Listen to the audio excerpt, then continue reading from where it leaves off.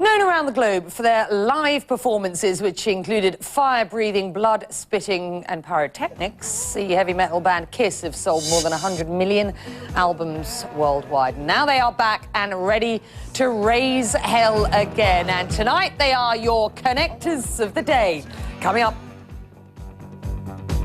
In the darkness.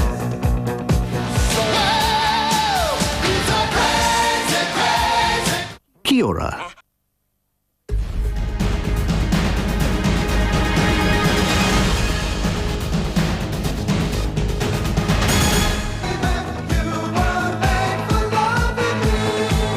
Odds are you'd recognise them anywhere. With their unforgettable attire, music legends KISS are one of the most iconic bands in rock history.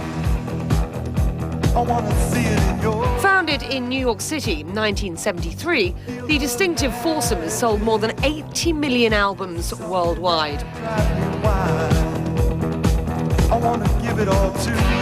With hits like Rock and Roll All Night and I Was Made for Loving You Baby, the band has become infamous for incendiary performances and stadium-shaking anthems. And with everything from clothing to a namesake coffee shop, the KISS brand is everywhere. This is just another step in KISS's plan to rule the world. Yeah!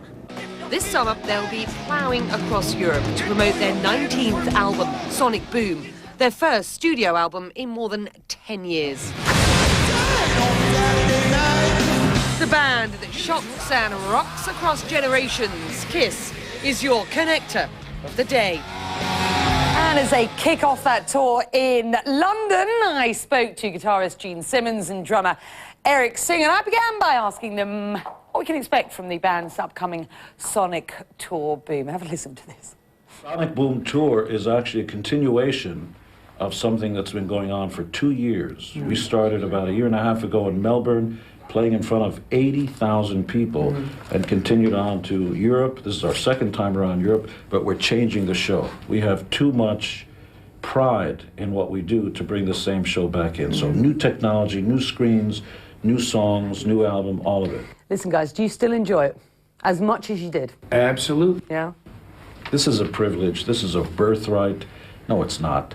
How many people get a chance to wear more makeup and high heels than your mommy does? Think about it. Gene, Robin asks, do you think your music would have been as well accepted without all the makeup and the costumes? Well, we did do it for over 10 years without makeup, played stadiums, had platinum records. But I tell you what, if you ask any girl, she'll tell you the same thing that KISS will tell you. It's always much more fun when you wear something black and put on your makeup and high heels, right? Right. When you want to have fun, what do you do at night? I put on my high heels. Put your high heels. Put on that lipstick. Lipstick and put something black on. That white face paint, yeah, got exactly. It. That's what me. It's all about. It empowers. And by the way, for those of you that they wear makeup, men wore makeup first. It was the shamans and the warriors and people who wore it as a ritual. We stole it from you, is that what you're saying? You took it. Michael Bennett asks, how long does it take to put on the makeup and attire before the show?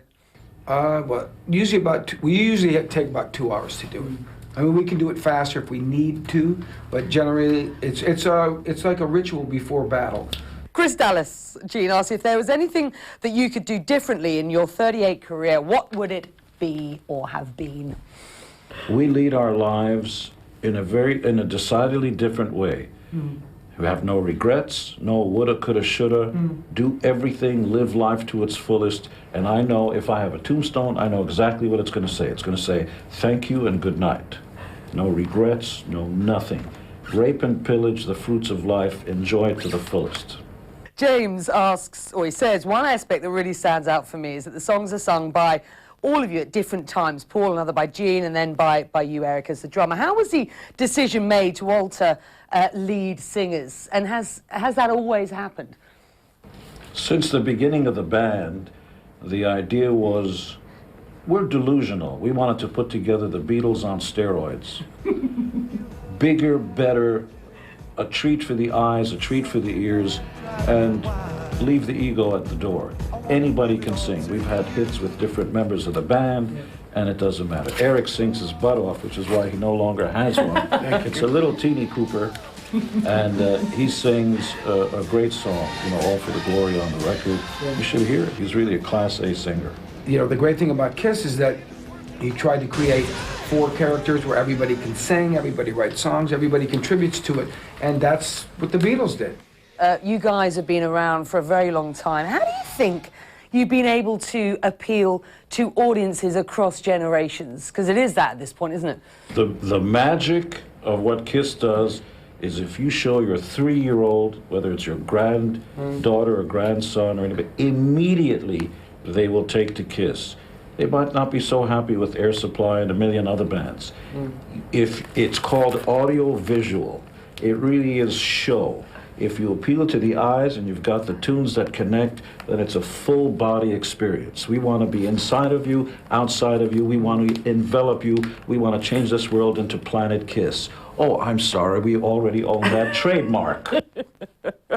What about how you appeal to audiences when you get into a gig environment? What do you want them to get out of this?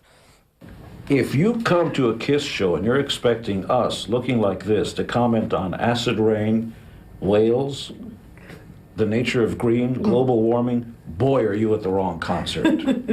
I am so sick and tired of politicians asking rock stars what they think about the politics of the world.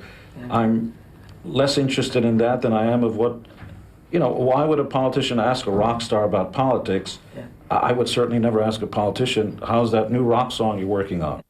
Listen, last question, guys. Robert Quick finally asks, of all the media about Kiss that has come out over the 38 years that you've been going, what was the most outlandish of tabloid stories ever to hit a raw nerve, if any? No raw nerves. No. No. In fact, you can't take yourself too seriously. I mean, the greatest one was when people thought that Gene had a cow's tongue sewn on, and yeah. I mean, but you have to laugh at that kind of stuff. It's one of the reasons why we never formed a grunge band. How do you sing miserable songs when you're rich?